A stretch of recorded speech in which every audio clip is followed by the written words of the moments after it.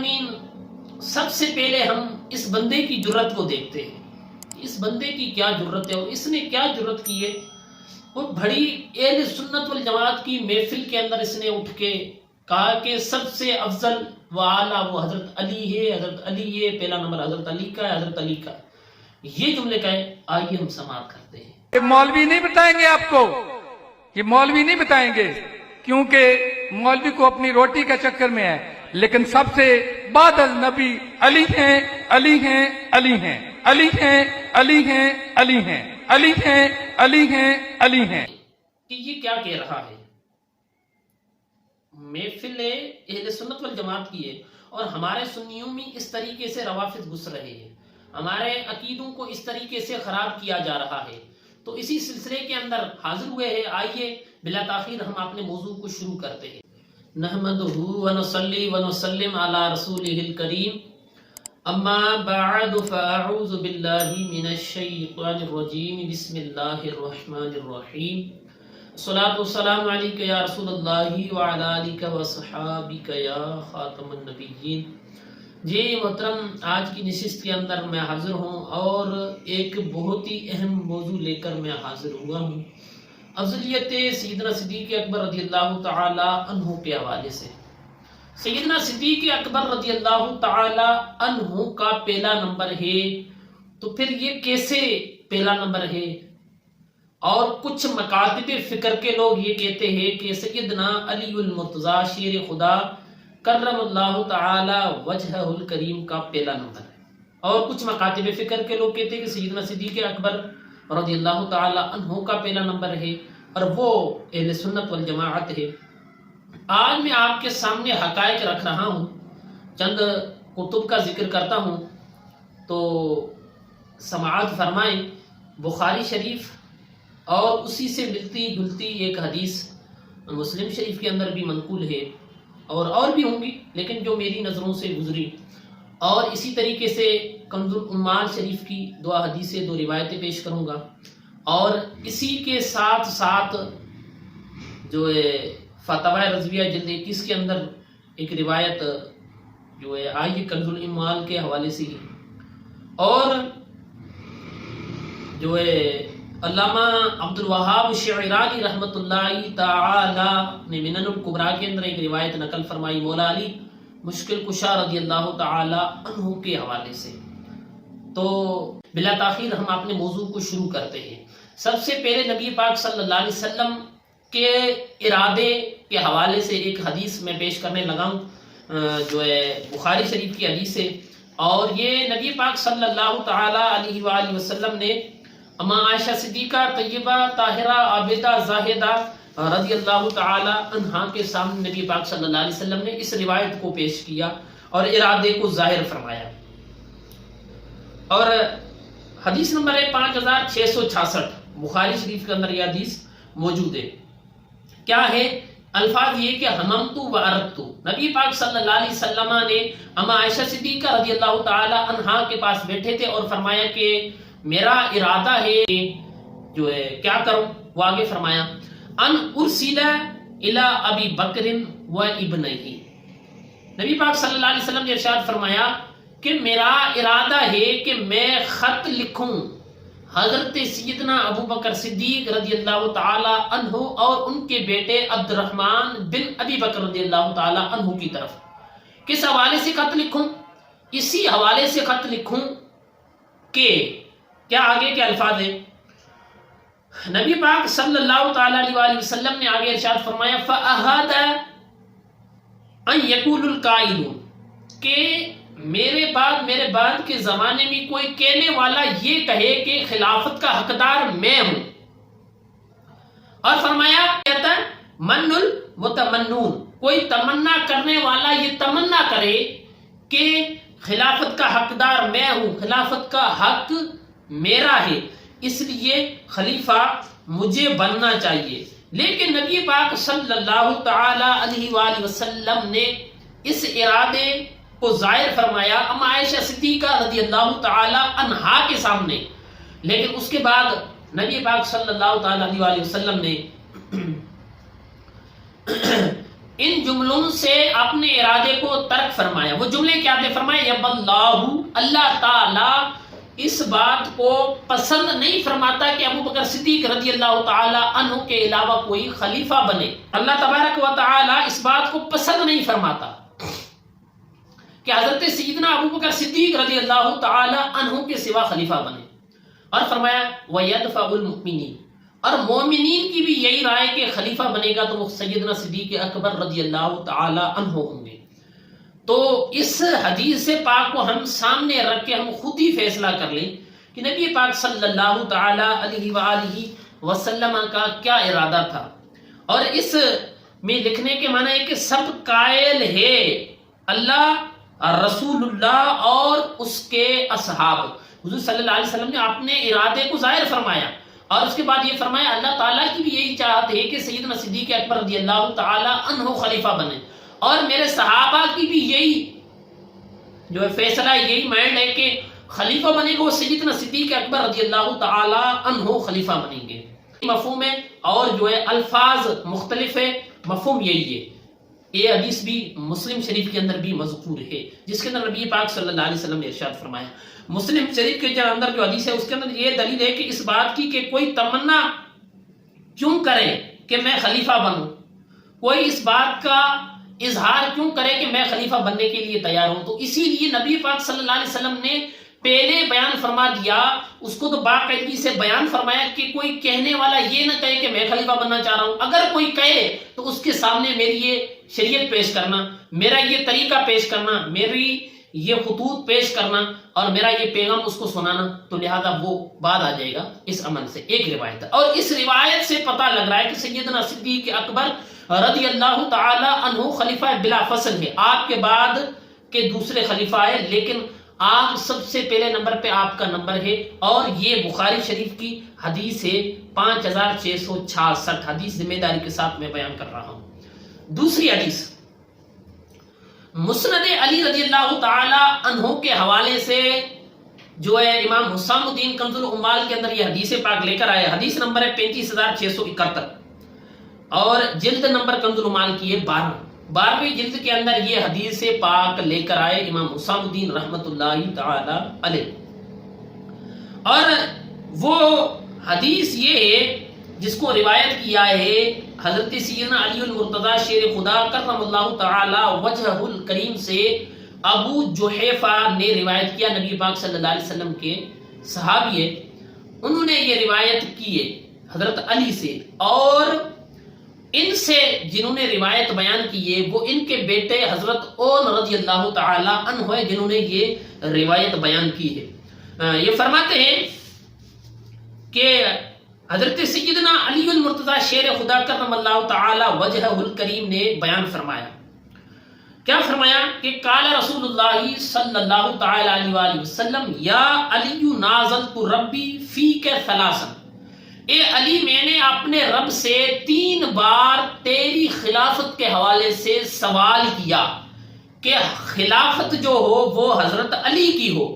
اور یہ روایت بھی موجود ہے کنز العمال حدیث نمبر 35671 ہے. یہ روایت بھی موجود ہے کہ جس کے اندر نبی پاک صلی اللہ علیہ وسلم نے اس بات کو اللہ تعالیٰ کے سامنے سوال ظاہر کیا کہ یا اللہ خلیفہ حضرت علی بنے. لیکن اللہ تعالیٰ نے اس کے اوپر کیا حکم ارشاد فرمایا نبی پاک صلی اللہ علیہ وسلم کے لیے؟ کیا ارشاد فرمایا؟ اللہ تعالیٰ نے فرمایا، نبی پاک صلی اللہ علیہ وسلم نے ارشاد فرمایا اس روایت کو بیان فرماتے ہوئے مولا علی فرما رہے ہیں کہ اللہ تعالیٰ فرماتا ہے فَأَبَا أَن يُقَدِّمَ إِلَّا أَبِي بَكْرٍ، اللہ تعالیٰ انکار کرتا ہے. میں نے 3 بار سوال کیا لیکن 3 بار اللہ تعالیٰ نے اس بات سے انکار فرمایا مقدم ہے ہوگا وہ کوئی نہیں ہوگا الا ابی یقدم میں الا ابی بکر، مقدم ہوگا تو وہ حضرت سیدنا ابو بکر ہی ہوں گے جو مقدم ہوں، ان کے سوا کوئی مقدم نہیں ہوگا. یہ 3 بار رب تبارک و تعالی نے انکار فرمایا. مقدم ہوں گے وہ صرف حضرت سیدنا ابو بکر صدیق رضی اللہ تعالی عنہ ہوں گے. اور اسی طریقے کی کنز العمال کے اندر ایک اور بھی روایت موجود ہے جس کو امام اہل سنت امام احمد رضا خان فاضل بریلی رحمت اللہ تعالی علیہ نے فتوی رضویہ کی 21ویں جلد کے اندر بیان فرمایا ہے. اور اس کے الفاظ مختلف ہے، جس کے اندر امام اہل سنت نے یہ حدیث بیان کی جس کے اندر الفاظ یہ کہ سألت اللہ ہے ثلاثا، کہ میں نے سوال کیا 3 مرتبہ ان یقدم یا علی، کہ مقدم ہو علی، تم مقدم ہو، تو یہی جواب آیا فابا یقدم الا ابی بکر، کوئی بھی مقدم نہیں ہوگا سوائے ابی بکر رضی اللہ تعالی عنہ کے۔ تو یہ بھی حدیث پاک ہے جس کے اندر ظاہر بھی کیا گیا نبی پاک صلی اللہ علیہ وسلم کہ اس وقت نبی پاک صلی اللہ تعالی علیہ وسلم نے کا یہ ارادہ تھا کہ حضرت علی ہونے چاہیے خلیفہ، لیکن اللہ تعالیٰ کا یہ حکم ہوا۔ یہ 2 روایتیں میں نے پیش کی، اور تیسری روایت یہ بھی کنز العمال کی 11ویں جلد میں موجود ہے، حدیث نمبر ہے 32,706، وہ 35,000 جو ہے 671 تھی، یہ ہے حدیث پاک ہے 32,706۔ تو حدیث پاک یہ کہ ما قدمت ابا بکر و عمر ولکن اللہ قدمہما۔ اب اس روایت کے اندر یہ حدیث پاک کا تعلق یہ ہے، بیسک یہ ہے کہ نبی پاک صلی اللہ علیہ وسلم نے ارشاد فرمایا کہ ما قدمت ابا بکر و عمر، میں نے ابو بکر رضی اللہ تعالی عنہ کو اور عمر فاروق کو مقدم نہیں کیا، امام نہیں بنایا، فرمایا ولیکن اللہ قدمہما، ان دونوں کو اللہ تعالی نے ہی مقدم کیا ہے، میں نے مقدم نہیں کیا ہے، لیکن مقدم کرنے والی ذات ہے وہ رب تبارک و تعالی کی ذات ہے جس نے ان دونوں کو مقدم کیا۔ اور فرمایا وَمَنَّ بِهِمَا، اور اللہ تعالیٰ کا ان دونوں پر احسان ہے، فضل ہے، کرم ہے، عطا ہے۔ کن دونوں پر؟ حضرت سیدنا صدیق اکبر رضی اللہ تعالی عنہ پر اور عمر فاروق رضی اللہ تعالی عنہ پر۔ اور پھر آگے نبی پاک صلی اللہ علیہ وسلم نے ان دونوں کے بارے میں کیا فرمایا؟ فرمایا فَأَطِيعُوهُمَا، ان دونوں کی اطاعت کرو، ان دونوں کی فرمان برداری کرو، وَقَتَدُوا بِذِكْرِهِمَا، اور اچھے ارادے کے ساتھ ان دونوں کا ذکر کرو، جب بھی ذکر کرو ان کا خیر کے ساتھ ذکر کرو۔ سیدنا ابی بکر رضی اللہ تعالی عنہ اور سیدنا عمر فاروق رضی اللہ تعالی عنہ کے بارے میں فرمایا کہ ان کا خیر سے ذکر کرو، اور اگر ان دونوں کا برائی کے ساتھ کوئی ذکر کرے تو نبی پاک صلی اللہ علیہ وسلم نے فرمایا وَمَنْ أَرَادُوهُمَا بِسُوءٍ، جو ارادہ کرے ابو بکر صدیق و حضرت سیدنا عمر فاروق کا برائی کے ساتھ ذکر کرنے کا، تو نبی پاک صلی اللہ علیہ وسلم نے کیا ارشاد فرمایا فَإِنَّمَا يُرِيدُنِي، اس نے میرا ارادہ کیا، کوئی برے طریقے کے ساتھ ابو بکر صدیق رضی اللہ تعالی عنہ کا ذکر کرنا چاہ رہا تھا یا عمر فاروق کا ذکر کرنا چاہ رہا تھا، تو اس نے فَإِنَّمَا يُرِيدُنِي، کہ میرا اس نے ارادہ کیا، اور آگے اسی بات کا آگے عطف ہو رہا ہے، فرمایا وَالْإِسْلَامِ، اور اس نے اسلام کو مٹانے کا ارادہ کیا، اس نے مجھ پر حملہ کیا، یعنی برا لفظوں کے ساتھ اگر اس نے ابو بکر و عمر کو کہا تو وہ اس نے مجھے ہی کہے اور اس نے میرے دین کو ہی کہے۔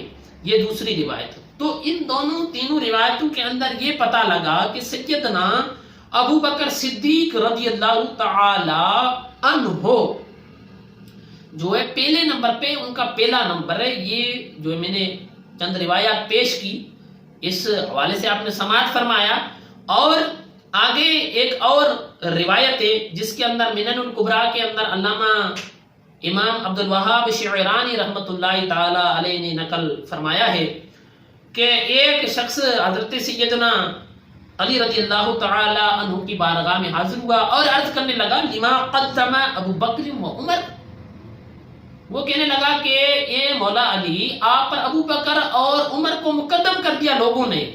اس بندے نے منسوب بات کی لوگوں کی طرف، یعنی صحابہ اس وقت کے تھے، کہ حضرت علی تمہیں جو ہے لوگوں نے مؤخر کر دیا اور ابو بکر و عمر کو تم پر مقدم کر دیا۔ تو اس پر حضرت علی رضی اللہ تعالی عنہ کا کیا جواب تھا؟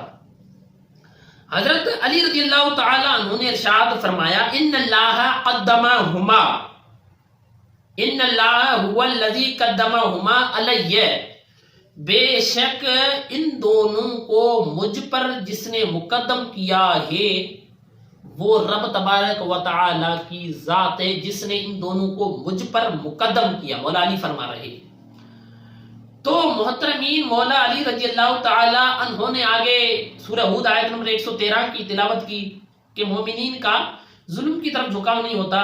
تو یہ آیت کریمہ تلاوت کی اور اسی سے استدلال پکڑا اور فرمایا کہ حضرت ابو بکر صدیق رضی اللہ تعالی عنہ اور عمر فاروق رضی اللہ تعالی عنہ وہ ہستیاں ہیں جن کی لخت جگر جو بچیاں ہیں وہ نبی پاک صلی اللہ علیہ وسلم کی نکاح میں ہیں. تو ان کی طرف میلان تھا عمر رضی اللہ تعالیٰ عنہ و صدیق رضی اللہ تعالیٰ عنہم اجمعین کی طرف میلان تھا. اسی لیے نبی پاک صلی اللہ علیہ وسلم نے ان کے ساتھ نکاح فرمایا. اس آیت کریمہ کے ساتھ حضرت سیدنا علی المرتضیٰ شیر خدا کرم اللہ تعالیٰ وجہہ الکریم نے استدلال پکڑا اور کہا کہ اسی لیے اللہ تعالیٰ نے ان دونوں کو مقدم کیا ہے, امام بنایا ہے. اور ایک آخری روایت پیش کر کے جو ہے اختتام ہوگا اس نشست کا. آخری روایت یہ ہے کہ ایک مرتبہ حضرت علی رضی اللہ تعالی عنہ اپنی خلافت کے دور کے اندر جب آپ خلیفہ مقرر تھے چوتھے نمبر پہ مولا حضرت صدیق اکبر رضی اللہ تعالی عنہ کی خلافت گئی, عمر فاروق کی گئی, عثمان غنی کی گئی. اس کے بعد جب حضرت علی رضی اللہ تعالی عنہ خلیفہ بنے نا اس وقت آپ بصرہ گئے بیان کرنے کے لیے, خطاب کرنے کے لیے. تو عام مجموعے میں ایک بندہ کھڑا ہوا اور کہا, اس کا نام تھا ابن قوا. تو وہ کھڑا ہوا اور کہنے لگا یا سیدی آپ کا پہلا نمبر تھا اور آپ نے چوتھے نمبر کا انتظار کیوں کیا؟ تو اس پر سیدنا علی المرتضیٰ شیر خدا کرم اللہ تعالی وجہہ الکریم نے کیا کمال کا جواب ارشاد فرمایا. فرمایا لست مریضا ولا غائبا, نہیں میں اس وقت مریض تھا نہیں میں غائب تھا, میں نبی پاک صلی اللہ علیہ وسلم کی مجلس میں ہی تھا, میں غائب بھی نہیں تھا, نبی پاک کی مجلس میں ہی تھا. لیکن نبی پاک صلی اللہ علیہ وسلم کی مجلس میں حضرت ابو بکر صدیق رضی اللہ تعالی عنہ حاضر نہیں تھے. نبی پاک صلی اللہ علیہ وسلم کی طبیعت مبارک صحیح نہیں تھی. تو نبی پاک صلی اللہ علیہ وسلم نے فرمایا مرو ابا بکر فلیصلی بالناس, کہ بلاؤ ابو بکر صدیق رضی اللہ تعالی عنہ کو تاکہ وہ لوگوں کی امامت کرائیں, ان لوگوں کی وہ جماعت کرائیں. تو نبی پاک صلی اللہ علیہ وسلم نے جب ان کو ہمارا دینی معاملے میں امام بنا لیا, ہمارا مقتدا بنا لیا, ہمارا پیشوا نبی پاک نے بنا لیا, تو پھر ہم نے ان کو دنیاوی معاملات کے اندر بھی اپنا مقتدا اور پیشوا ہم نے مان لیا ان کو کہ وہ حضرت سیدنا صدیق اکبر ہمارے ہر معاملے میں پیشوا ہے. یہاں پر ایک بات نوٹ فرما لیں, ایک سوال پیدا ہو سکتا ہے کہ اس حدیث نے وہ سوال دور کر دیا. یہ سوال پیدا ہو سکتا تھا کہ بھئی حضرت ابو بکر اس وقت حضرت ابو بکر حاضر نہیں تھے, لیکن بات یہ حضرت علی بھی حاضر نہیں ہوں گے. لیکن حضرت علی کے اس فرمان سے یہ بات واضح ہو گئی کہ حضرت ابو بکر صدیق رضی اللہ تعالی عنہ ادھر موجود نہیں تھے. لیکن نبی پاک صلی اللہ علیہ وسلم نے فرمایا ان کو بلاؤ تاکہ وہ لوگوں کو نماز پڑھائیں. لیکن اس وقت حضرت علی رضی اللہ تعالی عنہ مجلس میں حاضر تھے. خود حضرت علی بیان فرما رہے ہیں آپ حاضر تھے اور آپ نے سب بہانوں کو رد کر دیا. کہ کوئی کہہ سکتا تھا کہ حضرت علی غائب تھے, اس مجلس میں نہیں تھے, یا حضرت علی کہیں گئے ہوئے تھے مطلب حاضر نہیں تھے نا اس مجلس میں, یا یہ کہہ سکتے ہیں کہ حضرت علی کی طبیعت مبارک صحیح نہیں تھی. تو آپ نے فرما دیا کہ لست مریضا ولا غائبا, نہیں میں مریض تھا نہیں میں غائب تھا, میں حاضر تھا, میں مجلس میں بیٹھا تھا. پھر بھی نبی پاک صلی اللہ علیہ وسلم نے ابو بکر صدیق رضی اللہ تعالی عنہ کو بلایا کہ فلیصلی بالناس, کہ تاکہ تم لوگوں کو نماز پڑھاؤ. ان کو بلاؤ تاکہ وہ لوگوں کو نماز پڑھائیں. تو مولا علی مشکل کشا رضی اللہ تعالی عنہ سے محبت کا بھی یہی تقاضا ہے کہ حضرت سیدنا صدیق اکبر رضی اللہ تعالی عنہ کو افضل مانا جائے. آپ بھی بیان فرما رہے کہ وہ ہمارے امام ہے, وہ ہمارے مقتدا ہے, وہ ہمارے پیشوا ہے. جب حضرت علی مان رہے ہیں تو پھر علی سے محبت کرنے والے ان کو بھی ماننا چاہیے, ان کو بھی اپنے عقیدے کے اندر اس بات کو پختہ کرنا چاہیے کہ صدیق اکبر جن کے امام ہے حضرت علی نے یہ بیان فرما دیا کہ میرے امام ہے, میرے پیشوا ہے, مجھ سے افضل ہے. ہمارے امام ہر معاملات کے اندر ہماری ہی مقتدا ہے، تو حضرت علی نے مان لیا، تو پھر آج کے علی علی کرنے والے کو کیا تکلیف ہے؟ اس کو بھی تو چاہیے کہ افضل سیدنا صدیق اکبر رضی اللہ تعالی عنہ۔ اور جہاں تک ہمارے یہاں رافضیت گھس رہی ہے، تو اس رافضیت کا بھی خاتمہ بھی یہی ہے کہ ہم اپنے عقیدے کو پختہ کریں۔ ہمارے نوجوان طلباء کو چاہیے کہ اس حوالے سے اسٹڈی کریں، مطالعہ کریں عقائد کے حوالے سے۔ اللہ تعالیٰ ہم سب کو دارین کے ثواب کا حقدار بنائے، آمین بجائے طہ و یاسین و صلی اللہ تعالی علیہ وآلہ وسلم۔